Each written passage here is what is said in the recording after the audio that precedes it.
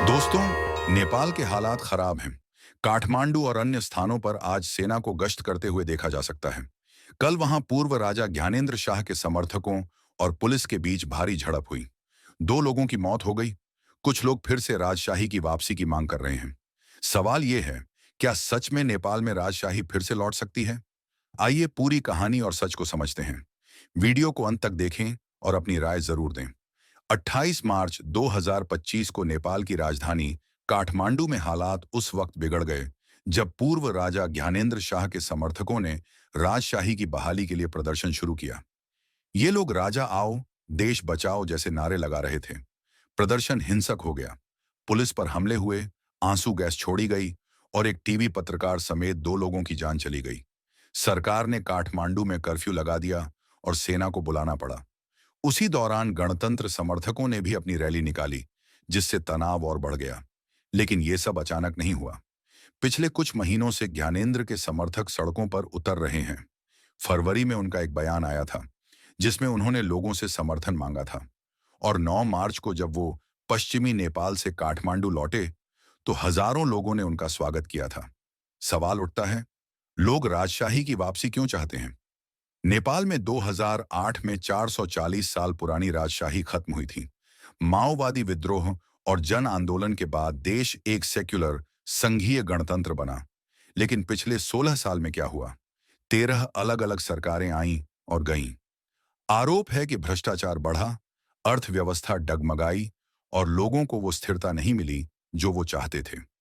कई लोगों का मानना है कि राजशाही के जमाने में देश में एकता और स्थिरता थी। एक प्रदर्शनकारी मीना सुबेदी ने कहा, हमें नौकरियां, शांति और अच्छा शासन चाहिए था, लेकिन हालात बद से बदतर हो गए। कुछ लोग ये भी कहते हैं कि ज्ञानेंद्र की वापसी से नेपाल अपनी पुरानी हिंदू पहचान फिर से हासिल करना चाहता है। भारत के कुछ हिंदूवादी संगठनों का भी इस मांग को समर्थन मिल रहा है। पिछले दिनों ज्ञानेंद्र समर्थकों की रैली में योगी आदित्यनाथ की तस्वीरें दिखाई दी थीं।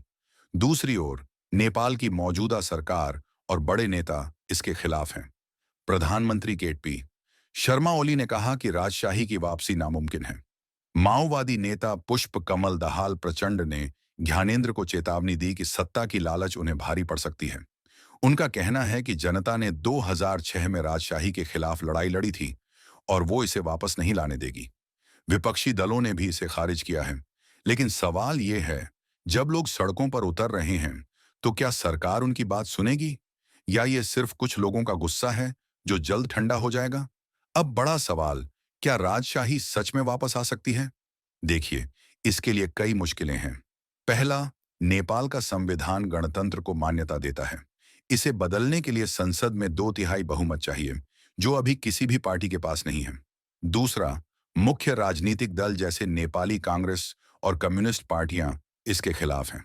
हाँ, लोगों का गुस्सा और अस्थिरता जरूर एक मौका दे सकती है, लेकिन विश्लेषकों का मानना है कि ज्ञानेंद्र की छवि 2005 के उनके सत्तावादी शासन से खराब हुई थी, जब उन्होंने संसद भंग कर दी थी।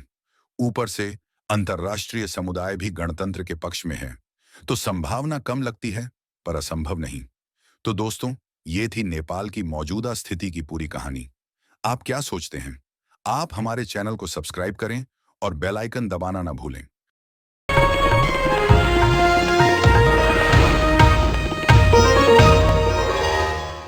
Disclaimer under Section 107 of the Copyright Act 1976. Allowance is made for fair use for purposes such as criticism, comment, news reporting, scholarship, and research. Fair use is a use permitted by copyright statute that might otherwise be infringing.